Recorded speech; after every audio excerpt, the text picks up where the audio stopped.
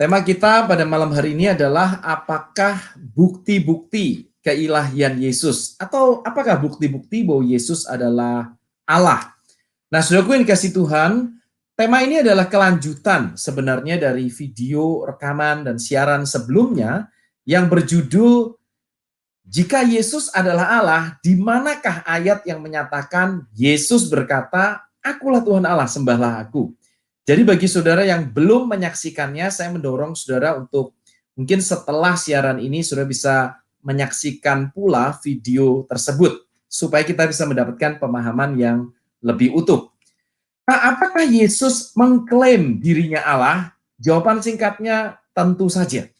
Justru klaim Yesus sebagai Allah lah yang membuat pemuka agama Yahudi akhirnya membenci Yesus, memusuhi dia, menuduh Yesus menghujat Allah, dan menyalibkan Yesus. Yesus mengklaim diri Allah dalam banyak cara. Misalnya, Yesus menyatakan bahwa dia mampu mengampuni dosa dalam Markus pasal yang kedua. Yesus berkata sebelum Abraham jadi, dia sudah ada, atau terus-menerus ada dalam Yohanes pasal yang ke-8. Yesus berkata bahkan dalam Yohanes pasal yang ke-10, bahwa dia dan Bapa adalah satu. Dalam Yohanes pasal yang ke-14, Yesus berkata barang siapa yang telah melihat dia, telah melihat Bapa, sebutan untuk Allah. Dan dalam Yohanes pasal yang ke-20, Tuhan Yesus menerima ketika disembah oleh Thomas sebagai Tuhan dan Allah. Di dalam Matius 28, Yesus disembah oleh murid-muridnya. Dan Yesus menerima penyembahan itu, bahkan dia berjanji akan menyertai murid-muridnya sampai pada akhir zaman, yang menunjukkan bahwa dia maha hadir dan kekal. Matius pasal ke-28. Nah, jadi terhadap pertanyaan apakah Yesus mengklaim dirinya sebagai Allah, jawabannya jelas sekali. Tetapi masalahnya adalah klaim itu berbeda dengan bukti. Siapapun bisa mengklaim apapun, tetapi membuktikannya itu adalah urusan yang berbeda. Bayangkan misalnya di Indonesia ada orang yang mengucapkan semua kalimat Tuhan Yesus. Mengampuni dosa, dia berkata aku dan Bapa satu, sebelum Abraham jadi aku ada, dan seterusnya. Misalnya ada orang Indonesia yang menyatakan itu, dan saat ini dia hidup, pertanyaannya adalah apakah ada orang yang akan percaya kepada dia? Saya rasa saudara dan saya tidak akan mempercayainya. Kecuali orang tersebut menyertakan bukti-bukti yang sangat kuat dan extraordinary, yang luar biasa. Dan dengan demikian dia tidak hanya bisa mengklaim tapi membuktikannya, maka akan menjadi masuk akal. Nah, sekali lagi, jadi di dalam bagian ini, sekarang kita akan memfokuskan diri kita pada bagian dari bukti. Bukan hanya klaim, tapi bukti. Jadi apa sebenarnya bukti-bukti yang Yesus berikan kepada murid-muridnya, sehingga orang-orang yang menyertai dia, orang-orang Yahudi abad pertama yang monoteistik, yang tidak akan mempertuhankan manusia ini, mengapa mereka akhirnya percaya bahwa Yesus Tuhan? Nah, ada 4 bukti yang ingin saya sebutkan. Dan kita mulai dari yang pertama, kehidupan tanpa dosa.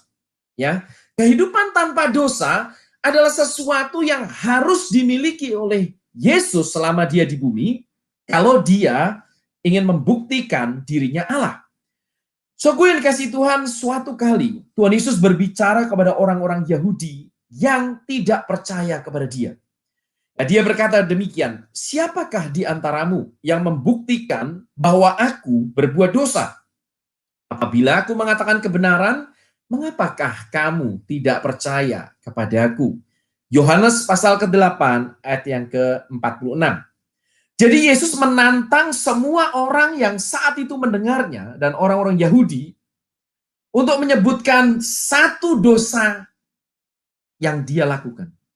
Dan semua orang itu bungkam 1000 bahasa, mereka tidak pernah menemukan satu kesalahan pun yang dilakukan atau diucapkan Yesus dari seluruh hidupnya, dari sejak kecil hingga dia dewasa.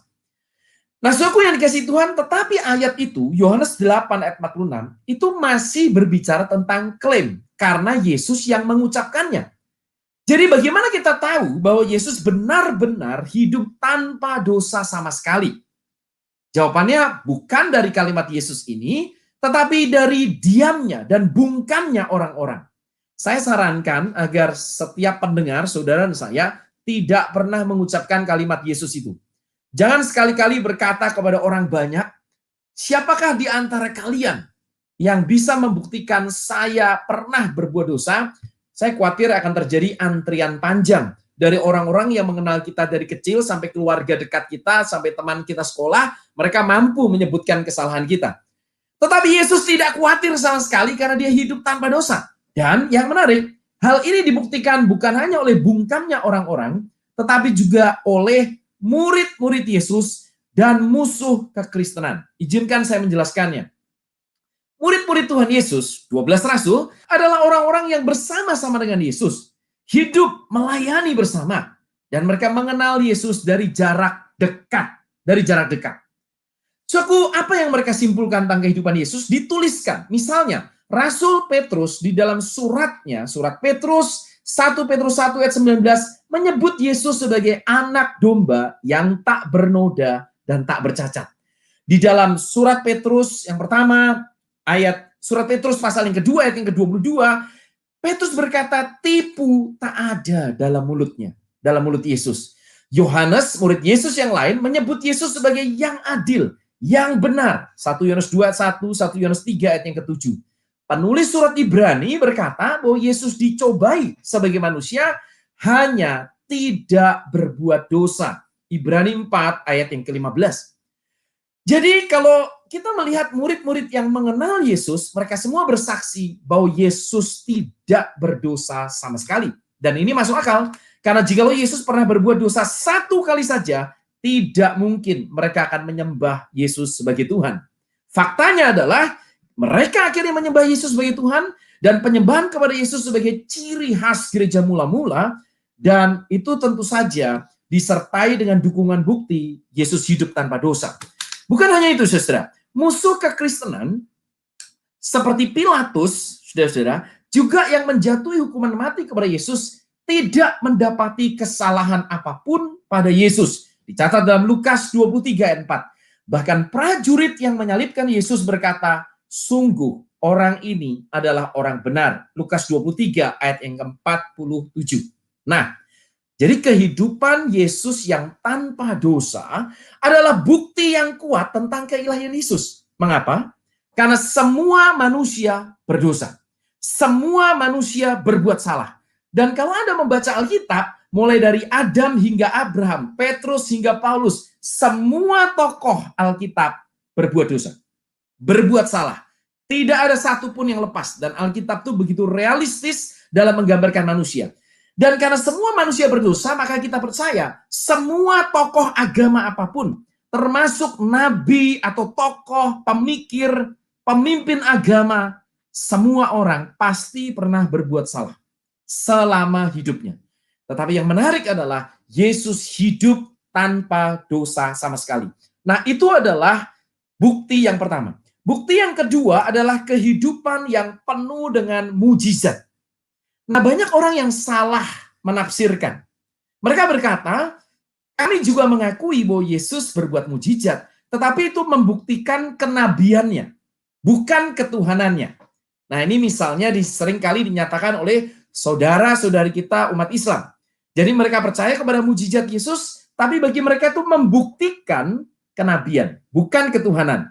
Jawaban kita adalah, mujizat Yesus harus ditafsirkan sebagai bukti terhadap ketuhanan dan bukan bukti terhadap kenabian. Mengapa?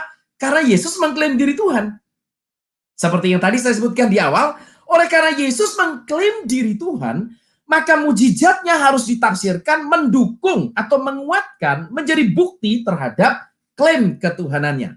Sedangkan para nabi-nabi tidak mengklaim diri Tuhan. Elia dan Elisa melakukan banyak mujizat, tapi mereka tidak mengklaim diri Tuhan. Rasul-rasul Petrus, Paulus melakukan mujizat tapi tidak mengklaim diri Tuhan. Nah, saudaraku yang dikasihi Tuhan, mujizat-mujizat Yesus yang melimpah ini bisa dibagi dalam 3 kategori. Pertama adalah mujizat terhadap alam. Misalnya, kalau kita baca, mengubah air menjadi anggur. berjalan di atas air, melipat gandakan roti, atau meneduhkan angin ribut. Itu adalah mujizat atas dunia alamiah, natural world.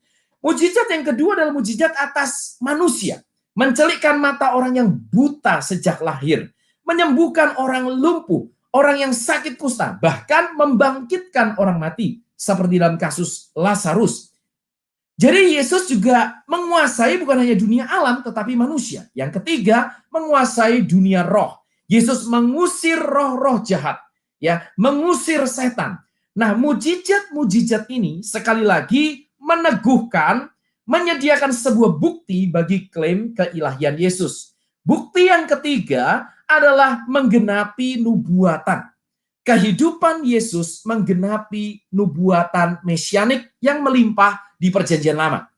Ratusan tahun sebelum Tuhan Yesus lahir, kitab suci Yahudi, Perjanjian Lama, berisi banyak nubuat tentang Mesias. Orang, sosok yang dinantikan oleh orang Yahudi, sosok yang diurapi oleh Allah, itu arti kata Mesias, yang akan membebaskan bangsa Israel, tetapi sosok ini juga adalah raja atas segala bangsa. Ya.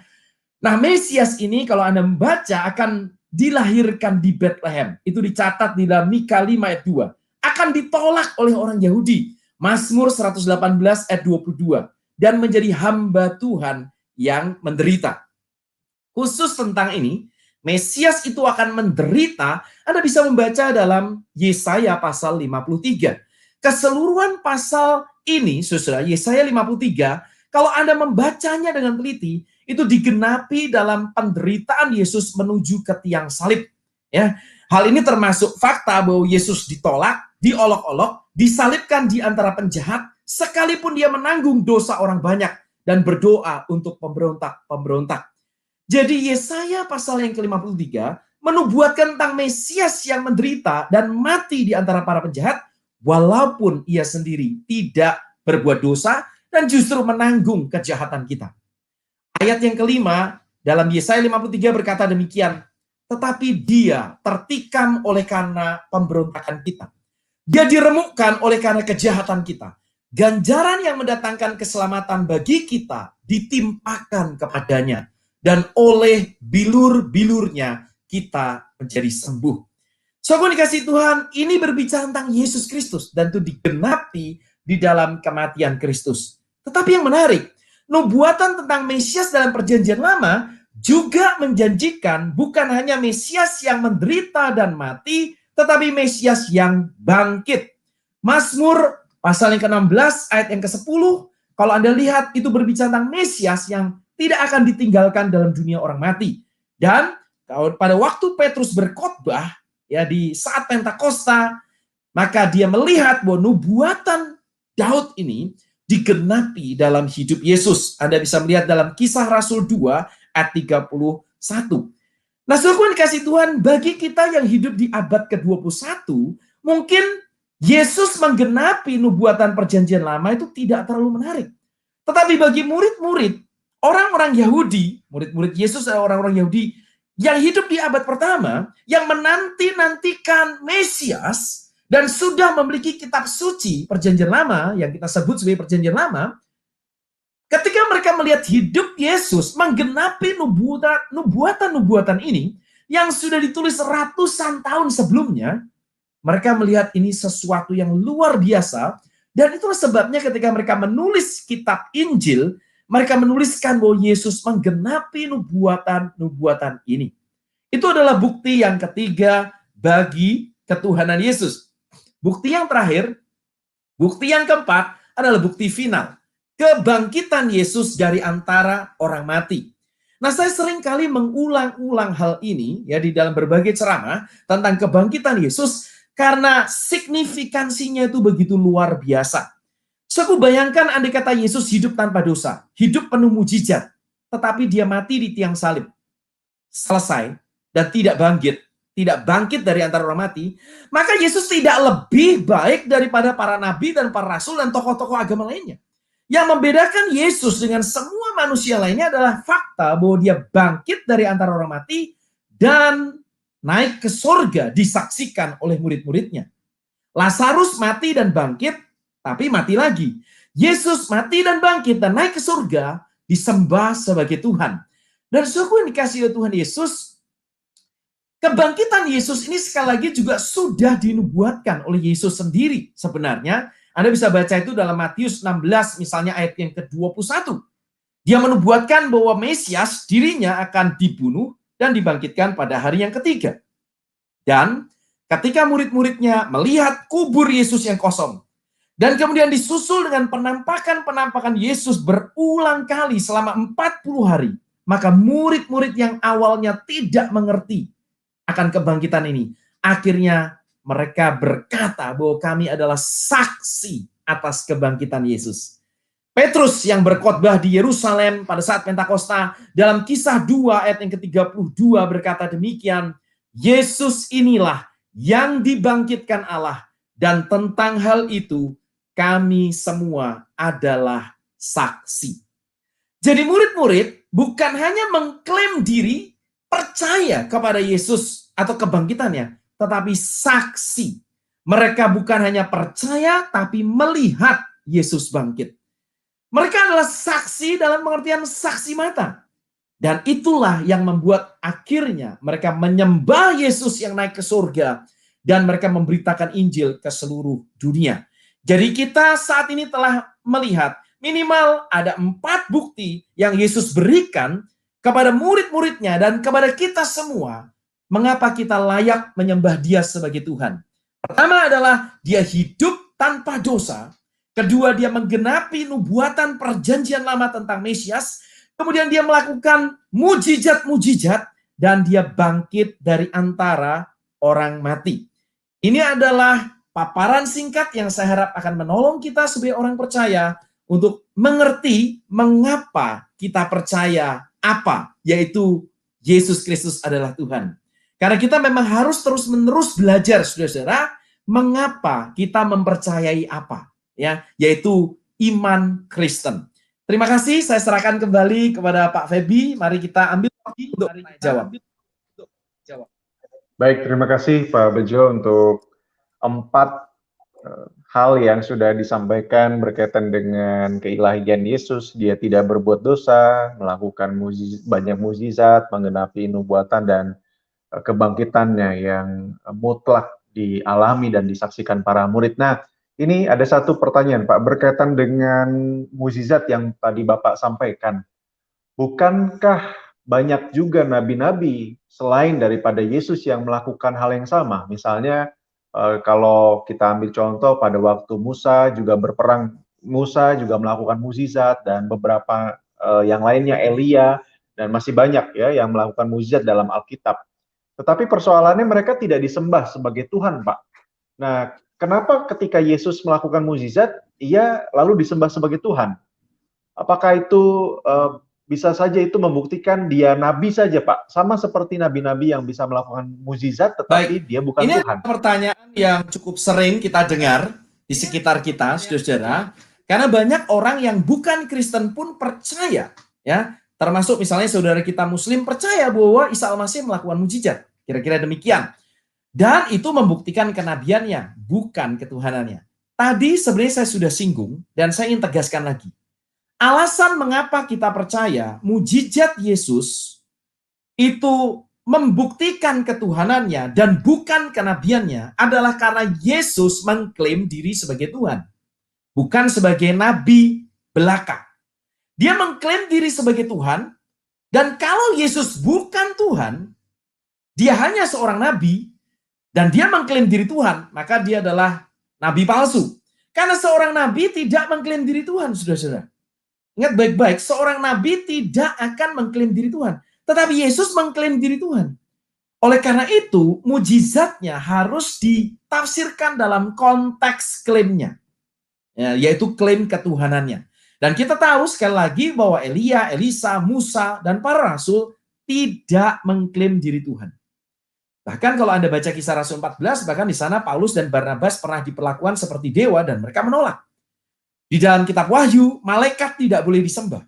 Tetapi yang menarik adalah Yesus mengklaim diri Allah. Dia menerima disembah sebagai Allah.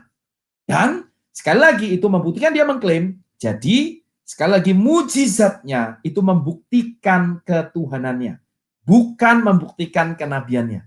Kira-kira demikian, Pak. Di luar sana, teman-teman kita ada banyak yang bingung dan berpikir mungkin bukti ketuhanan Yesus adalah mujizat. Kemudian atau lahir tanpa ayah misalnya. Lahir tanpa ayah, misalnya Yesus Kristus lahir dari perawan Maria, susah itu bisa dikatakan juga salah satu dari bukti yang bagi saya bisa disebutkan, tapi tadi saya tidak sebutkan dalam ceramah ini karena terlalu panjang. Tetapi seorang non-Kristen bisa berkata lebih hebat Adam tanpa ayah, tanpa ibu, gitu kan ya. Dan Hawa itu dari laki-laki tanpa perempuan.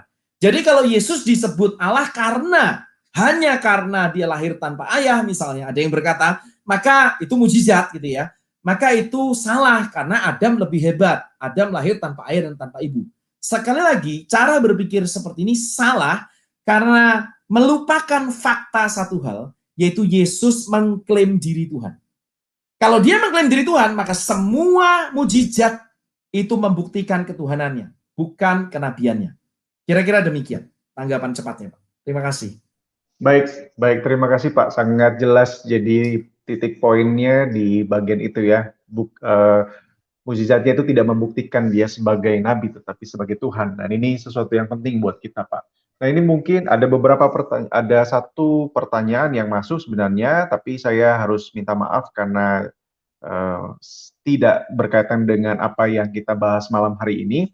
Tapi saya akan mencatat dan memberikannya kepada tim untuk diolah.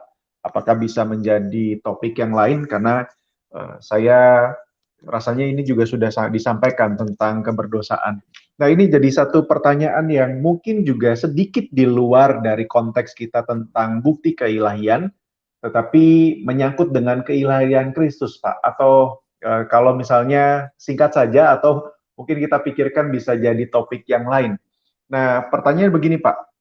Bicara tentang keilahian Yesus itu, rasanya bagaimana Pak menjelaskan atau secara nalar itu sangat tidak masuk akal ketika Yesus menjelma sebagai manusia, tetapi juga dia adalah Allah secara sekaligus. Dia manusia tetapi juga Allah sekaligus. Apakah yang dipercaya orang Kristen dia 100% Allah dan 100% manusia? Tetapi kalau melihat perjalanan di dalam Alkitab, ada kalanya apakah dia tidak menggunakan ilahinya, misalnya ketika dia merasa tidak kuat untuk berdoa di Bukit Getsemani, atau misalnya dia ditanya apakah dia tidak tahu hari kiamat, misalnya begitu, Pak. Baik. Ini adalah yang mungkin ke depan akan kita bahas dalam satu video khusus ya. Jadi perlu dibahas secara khusus, tapi jawaban cepatnya kira-kira demikian. Kekristenan dan Alkitab mengajarkan bahwa Yesus sudah ada dalam keilahiannya sebelum lahir dari perawan Maria. Yesus berkata dalam Yohanes 8 ayat 58, sebelum Abraham jadi, aku ada. Ya. Dan ini adalah sebuah klaim bahwa dia kekal. Dan orang Yahudi langsung mengerti dan mereka mau membunuh Yesus. Berarti Yesus mengklaim dirinya Allah. Jadi Yesus sudah ada sebelum terlahir sebagai manusia. Dia ada tentu sebagai roh, sebagai Allah. Ketika Yesus menjadi manusia, Yesus menambahkan natur atau hakikat kemanusiaan. Jadi ketika Yesus Allah menjadi manusia, dia tidak berarti waktu di bumi, Yesus itu keilahiannya hilang, tinggal kemanusiaan. Seperti kalau dalam dongeng-dongeng, pangeran menjadi kodok. Pangerannya hilang, tinggal kodoknya. Bukan seperti itu. Ketika Yesus Allah menjadi manusia, dia datang dalam rupa manusia, artinya dia Allah, tetap. Yesus itu Allah waktu di bumi, tapi dia juga punya sifat-sifat kemanusiaan.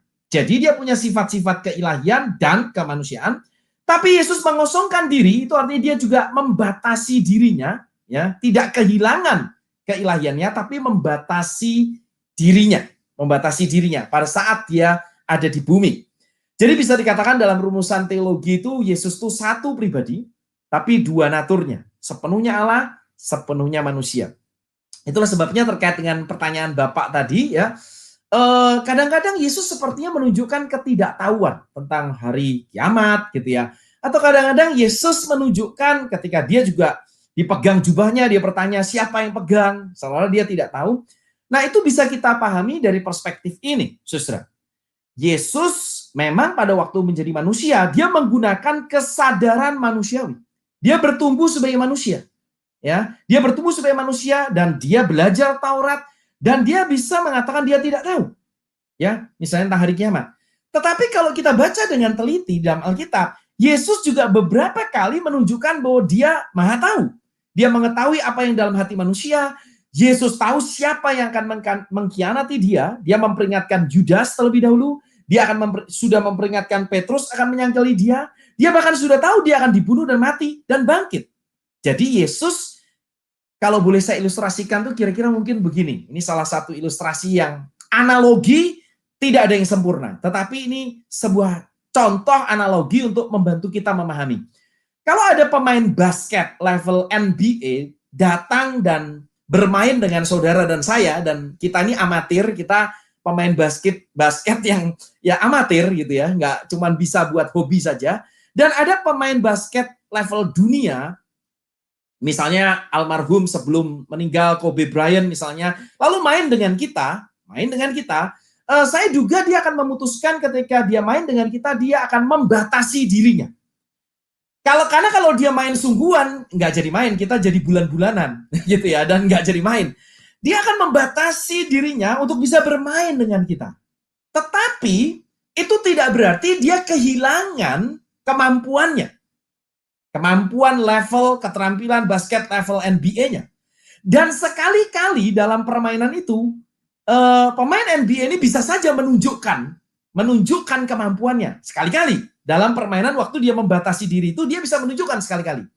Nah, saya melihat demikian, Allah menjadi manusia, ya, dia membatasi dirinya tapi tidak kehilangan keilahiannya. Sama seperti pemain NBA itu tidak kehilangan kemampuannya waktu bermain dengan kita basket. Tapi sekali-kali menunjukkan kemampuannya, itu bisa muncul seperti Yesus pada masa-masa tertentu dia menunjukkan dia Maha tahu. Dia menunjukkan bahwa dia tahu siapa yang mengkhianati dia. Tadi sudah saya sebutkan, Judas. Dia berbicara kepada murid yang dikasihnya, roti yang akan kuberikan itu, orang itulah yang akan menyerahkan aku. Jadi dia tahu persis siapa yang akan mengkhianati dia. Petrus akan menyangkal, semuanya dia tahu. Tetapi dalam momen-momen tertentu, sekali lagi dia menunjukkan ketidaktahuannya. Karena dia berada di dalam dunia dan sedang membatasi dirinya. Saat ini di surga, Yesus tentu tahu kapan dia akan datang kembali. Itu kira-kira jawaban cepat saya. Terima kasih. Baik, terima kasih Pak. Ini jawaban yang luar biasa buat kita semua. Tapi saya harus minta maaf Pak Bejo, ini ada satu pertanyaan yang beberapa orang sampaikan dan saya janji ini menjadi pertanyaan terakhir karena rasanya juga waktu kita terbatas, tetapi masih sangat seru nih Pak. Pertanyaannya dari Firdaus dan juga dari Saputra, hampir sama Pak. Apa perbedaan mukjizat dan pertolongan Tuhan, atau bagaimana kita membedakan antara mukjizat dan pertolongan Tuhan yang tadi di awal Bapak di poin kedua tentang apa yang dilakukan, mukjizat yang dilakukan Yesus tadi Pak. Oh baik. Ya, saudara yang dikasih Tuhan, dalam jemaat ya, di dalam jemaat saya melihat ada banyak orang yang menyebut seringkali pertolongan Tuhan, semua pertolongan Tuhan itu cenderung disebut sebagai mujizat. Begitu ya. Jadi misalnya kalau Anda bisa bangun pagi, bisa sekolah dan lulus, atau di tengah pandemi ini Anda masih dipelihara Tuhan dengan makan dan minum yang cukup, banyak yang menyebut itu mujizat. Kira-kira demikian. Tetapi sebenarnya di dalam Alkitab itu sendiri, hal-hal seperti itu tidak disebut sebagai mujizat. Nah, ini adalah isu yang menarik yang memang mestinya harus dibahas secara tersendiri. Nanti mungkin bisa kita rancang, Pak, untuk membahas ini. Kalau Anda membaca apa yang disebut dengan mujizat di dalam Alkitab, misalnya mujizat-mujizat Yesus, itu adalah peristiwa-peristiwa yang luar biasa, yang mendemonstrasikan kuasa Allah, yang tidak bisa dijelaskan secara alamiah, yang menunjukkan bahwa Allah sedang bekerja dan mendatangkan kekaguman terhadap Allah dari banyak orang. Contohnya apa? Air menjadi anggur. Kalau saya sekarang misalnya haus, dan saya bisa minum air, Itu bukan mujizat, saudara-saudara. Itu adalah pertolongan dan pemeliharaan Allah. Dalam bahasa teologi disebutnya providensia. Ya. Tetapi kalau air yang saya minum ini, misalnya ini isinya air putih, tiba-tiba ketika saya minum berubah jadi anggur, nah itu mujizat. Oleh karena itu kalau Anda membaca, ya, mujizat itu disebut tanda-tanda di dalam Injil Yohanes misalnya. Dan mujizat ini selalu berbicara hal-hal yang tidak bisa dijelaskan secara alamiah, yang menunjukkan Allah sedang bekerja mendemonstrasikan kuasanya. Orang yang lumpuh berjalan seketika, tidak melalui proses. Kalau orang lumpuh itu melalui obat yang panjang lalu sembuh, nah itu lebih tepat disebut providensia, pemeliharaan Tuhan, God's mercy, pertolongan Tuhan. Tetapi kalau tanpa obat, dia didoakan, dia sembuh, nah itu lebih cocok disebut mujizat. Tuhan Yesus ketika menyembuhkan orang-orang ini, itu bersifat instan, cepat, ya, tanpa proses yang alamiah. Dan itu mendemonstrasikan kuasa Allah. Jadi, mujizat, miracle, itu berbeda dengan providence, ya, atau providensia Allah, pemeliharaan Allah. Kira-kira demikian, Pak, jawaban cepat saya. Terima kasih. Baik, terima kasih Pak Bejo. Malam hari ini sungguh luar biasa untuk kita belajar bersama-sama. Dan saya mengucapkan mewakili teman-teman untuk berterima kasih kepada Pak Bejo. Salam untuk keluarga dan jemaat yang bersama-sama melayani. Dan rekan-rekan, saya mengingatkan esok kita akan kembali dalam program yang sama. Kita akan bersama-sama belajar bersama dengan hambanya Pak Bambang dengan tema Sabat adalah mutiara yang berharga. Dan doakan di hari Jumat malam setelah live jam 9 malam kita juga akan mengadakan kebaktian kebangunan rohani. Jadi saya sampaikan sejak awal. Dan juga kita sebelumnya kita akan berdoa dan saya rindu Pak Bejo sekali lagi mendoakan kita dan menutup di dalam doa untuk malam hari ini. Saya persilakan Pak. Baik, mari kita berdoa bersama, saudara-saudara yang dikasihi dalam Tuhan. Bapak, terima kasih malam hari ini kami boleh belajar lagi untuk mengenal Putramu yang tunggal, Yesus Kristus, Tuhan kami. Kami percaya bahwa Yesus adalah Tuhan yang telah datang ke dalam dunia. Dan kami rindu Tuhan melalui firman yang kami baca, yang kami renungkan, maka kami boleh dikuatkan iman kami. Kami boleh berakar dalam iman kami. Tidak mudah diombang-ambingkan oleh rupa-rupa angin pengajaran di sekeliling kami. Tolonglah agar setiap pendengar dari ceramah ini boleh mengenal Tuhan Yesus lebih dalam. Bukan hanya di dalam pengetahuan melalui ceramah ini, tetapi mengenal sebagai Tuhan dan Juru Selamat. Mengenal Tuhan secara pribadi. Tuhan, berkatilah juga setiap anak-anak-Mu yang bergumul di tengah situasi yang sukar dan tidak menentu saat ini. Biarlah Tuhan, Engkau yang sudah melakukan mujizat di masa lalu, Engkau juga yang menyatakan pertolongan-Mu pada masa ini, dan bahkan dalam kasus-kasus tertentu Tuhan juga akan menyatakan mujizat-Mu bagi anak-anak-Mu sesuai dengan kehendak-Mu. Tuhan, kami percaya pada kuasa-Mu yang besar, dan kami rindu untuk mengenal-Mu secara pribadi, melalui firman-Mu dan melalui karya-Mu. Berkati setiap anak-anak-Mu yang bergumul dimanapun berada. Tuhan sendiri yang menyatakan kasih dan kemurahan-Mu. Demi nama Tuhan Yesus Kristus, kami berdoa. Amin. Terima kasih, Pak. Amin. Terima kasih Pak Bejo sekali lagi. Dan terima kasih juga rekan-rekan yang sudah bergabung dengan kami. Esok jangan lupa kembali. Dan jangan lupa subscribe, like, share, komen di Instagram maupun di Facebook dan juga YouTube Bara Digital Ministry. Selamat malam, sampai jumpa. Tuhan Yesus memberkati kita semua. Amin.